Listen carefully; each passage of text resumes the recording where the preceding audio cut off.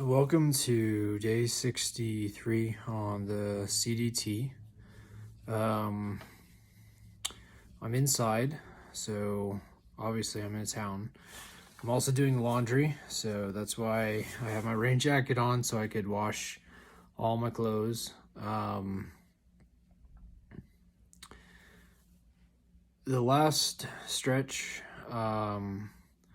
was a long one. I haven't been in a situation where I'm sleeping in a hotel and I'm doing laundry and I'm about to take a shower since Creed.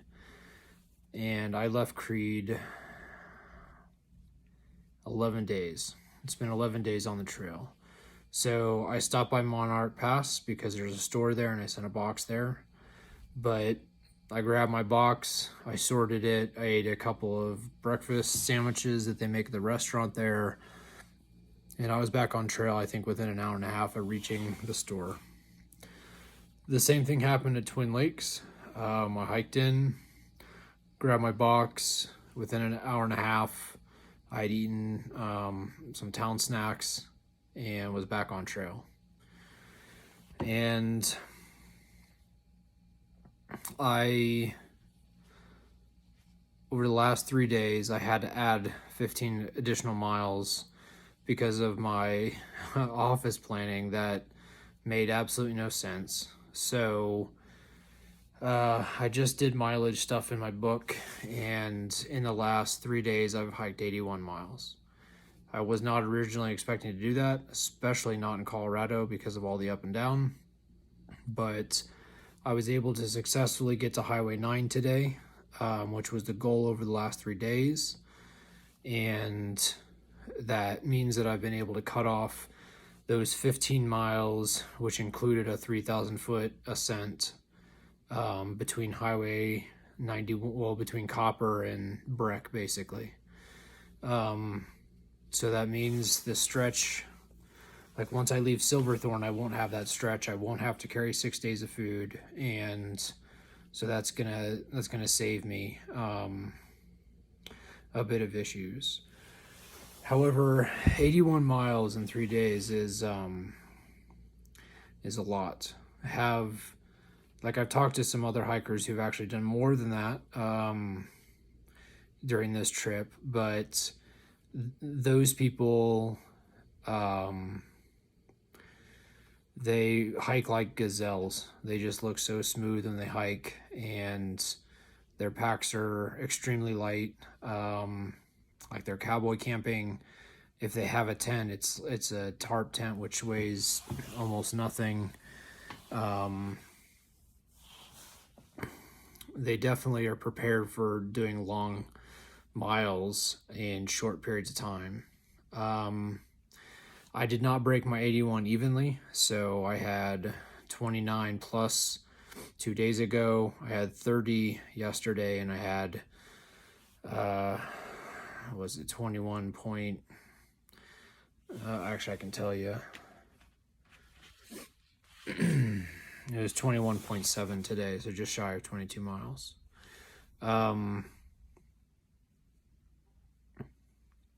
My body's a bit sore. I did stretch in the hotel here, and I'm sure taking a shower in the hot water will help. I've taken preventative Advil the last 2 nights before going to bed to kind of help my body manage inflammation and rest. I'll do the same thing tonight. I haven't been taking ibuprofen the entire time on the trail. In fact, it hasn't. I think before these last 3 days, I've taken it maybe half a dozen times, and most of that was actually when I injured my ankle and toe going into Pagosa Springs. So I haven't had to use ibuprofen very much, but I've definitely been using it the last 2 days, and I'll use it today just to, again, as a preventative measure to help my body kind of recover. I'm tired. I got up early this morning, 4:45, I think, to make sure I was on trail and hiking by 6. That includes packing up the tent, and my body's been wanting to do a poo in the morning, so I just wanted to make sure that everything's said and done, packed, pooped, everything. I was hiking by 6, and the reason why is because I hiked to Highway 9. I caught the free bus that's in Summit County from Highway 9 into Frisco. I had to transfer buses to get to Silverthorne, and unfortunately, I was trying to get to Highway 9 by 2:30-ish because that bus where the CDT, where it spills out on Highway 9, that bus hits that stop at 51. So whether it's 9:51, 10:51, 11:51, whatever it is, it's one stop per hour, and it's at minute 51. And so I wanted to get there by 2:30 with a little bit of buffer so I could get the 2:51 bus, get into Silverthorne, catch at the earliest the 3:30, at the latest the 4 o'clock Silverthorne bus, and then be able to get to the Silverthorne post office by 5 to pick up my resupply boxes. And of course, things don't always go as planned. The weather did hold for me. However, once I got into the Silverthorne, there were some really nasty clouds, like covering the entire sky. It's the kind of really dark clouds that I remember from my childhood in Indiana, where there was going to be a really nasty thunderstorm, and I was able to miss that. So the weather held for me while I was hiking today, but as I said, from Copper to the top of the mountains that are the Breckenridge Ski Resort, it's a 3,000 foot ascent, and it's spread over 5 or 6 miles. I don't remember off the top of my head, but it's steep because it's just a consistent, like, steep hike up to the top. So once I got up to the top, and I made good time hiking into, I had 6.5 miles to hike into Copper, which was mostly downhill, and that trail was not bad. I made good time ascending. When I got to the top, like, time wise, I think I was about like 0.8 or 0.9 miles tardy from, like, time where I should be time wise and mileage wise to be able to make my my 2:30 goal of Highway 9. And I thought that, okay, great, I can make this time. And the descent from the top of the Breck Mountains to Highway 9 was just some awful trail. I don't know if it was a maintenance practice or strategy, or if it was just snow melt, or if it was just a multi-use trail. I mean, you get like bikes and other people using it. But there are a load of rocks on that trail. And it makes it painful or uncomfortable to hike on. It's unsteady, because the rocks are shifting. And for someone like myself who's worried about rolling their ankle, a rocky descent, especially with loose rocks, I'm not talking like big boulders that are like half buried in the ground, you got to step over like steps. I'm talking about like loose rocks on top of the trail. It slows you down. There were some snowfields, and when I got into the trees, there was actually quite a large snowfield that took some time to maneuver. And then at the very bottom, they had a boatload of switchbacks that were on a very gradual angle. I'm not sure why we had that many switchbacks, but it just added miles. And so I missed 2:30. I actually missed 2:51. I got to the bus station. I got to Highway 9 and the bus stop, I should say, at like 3:15 or 3:20. So I didn't miss it by much, but I missed it. So it made it really interesting because I had to wait for 3:51 for the bus to pick me up. We, had to make several stops before we got to Frisco Station. Once we got to Frisco Station, I got rained on waiting for the bus, which was great. And thankfully, there was a 4:30 bus to Silverthorne. And today's shout out is to the lady that drove the 4:30 bus from the Frisco station to the Silverthorne station. She drove that damn bus like she stole it, and I wanted to give her a big hug and high five and fist bumps and elbow bumps or whatever she wanted to do to celebrate, because she left the station. She pulled up to the traffic light with a green arrow, and she was putting the pedal down to make sure she got that green arrow on the left turn. She got on the highway and put the pedal down to pass a semi, and then once we got like on the off ramp, she chose there are two lanes that turn left. She chose the shorter of the two, but she eventually would have to make a left turn in the station. So she made it through that light and merged over between some people, got over to the station, and I think she did it in 10 minutes. Bless her heart. I didn't think I was going to make the post office, and after she drove it like she stole it, I got off that bus, and thankfully the post office was 2 blocks away. I got in there and was able to get my boxes. So it's just one of those things on the trail where you're trying to you have a goal and you're trying to get and you're trying to get to it, and then you like have that sinking feeling like, oh no, I missed the 2:51 bus. I don't know if I'm going to be able to get over to the post office. And then you got a savior who drives the bus in 10 minutes over to the town you got to get to so you can get to the post office. So she definitely gets the shout out. So that's how I ended up in Silverthorne. I took the free buses, picked up my package, got my hotel room, immediately went over to Target, and I've been craving guacamole and chips for since before Creed, actually. And I ordered takeout in Creed my last night there, and they said, or maybe it was my second last night, I don't remember. But they said, oh, I'm sorry, we're out of guac.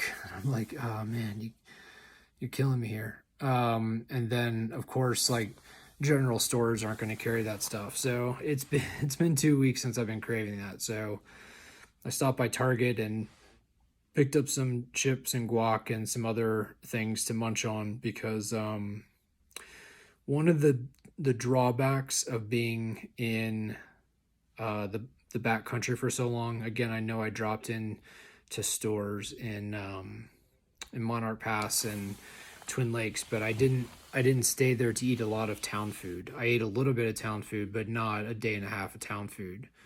And when you do that, you're not supplementing your trail food with town calories. And town calories usually have more fat in them. They usually have more protein in them, things that stick to your ribs or your bones. And being in the backcountry for 11 days, and especially the fact that I covered a great number of miles in those 11 days, I think I was averaging more than 22 miles a day. And then as I mentioned, I covered 81 miles in 3 days, these last 3 days. So, covering that many miles with that much ascent and descent and not having town food to supplement, I definitely lost weight, and I'm below the weight that I want to be. So I made sure to get over to Target because that was the closest grocery store. I picked up some food, stopped by Chipotle, and got a 1,200 calorie burrito bomb. And definitely have been hydrating. I got a big thing of Gatorade and water, and been putting that down as well. So I'm doing well mentally. I challenged myself these last 3 days, and I came through. My body's a bit sore. My left foot is unhappy just because my shoes I think I mentioned in yesterday's video, my shoes and my insoles are both done. I need to replace them, which I should have new shoes waiting for me at REI. I ordered them a week ago, and I'll go over to Dylan and pick those up tomorrow. So a rest day tomorrow, which my body definitely earned. But good spirits. I'll make sure to eat some food tomorrow, like consistently throughout the day, to get some calories on me. I'll get my resupply finished. Hopefully I'll get these videos uploaded. The hotel I'm staying at is having issues with their Wi-Fi, so the last thing I want to do is roll into Pagosa Springs in, a week and a half and have about 21 videos to upload. So hopefully they figure out their Wi-Fi and I can get these videos uploaded for y'all. I've already done the shout out. I've caught you up on laundry and hiking and everything else. I think the last thing I'll say is, when I hiked the Colorado Trail in 2009, I encountered, had conversations with or leapfrogged with maybe 36 people. Now, did more than 36 people hike the CT or the Colorado Trail in 2009? Yeah. Different start dates, different average number of miles per day, different resupply strategies. All of those things will impact it if you're able to actually leapfrog or meet up with some hikers. So I'm sure that there were more than 36 or 36 hikers in 2009. But the fact that I met so few people on the Colorado Trail just goes to show, it wasn't a mainstream trail at that point. People knew of it. It was finished. It was still getting some reroutes, as most trails are, to avoid public lands or avoid changes in the forest and all that stuff. But it just was not getting as much traffic as other trails. Over these last, I gotta say 4 or 5 days, once I left Monarch Pass and got into Collegiate West, so 2 days in from that, I did 3 days from Twin Lakes. So the last 4 to 5 days, I've passed 24 Colorado Trail or CT hikers per day. It is, it's definitely changed. It is, the number of hikers has drastically increased. I've met international people that have come from around the world to hike the Colorado Trail, and the age range is amazing. You have, I passed a father and a daughter, I think it was today.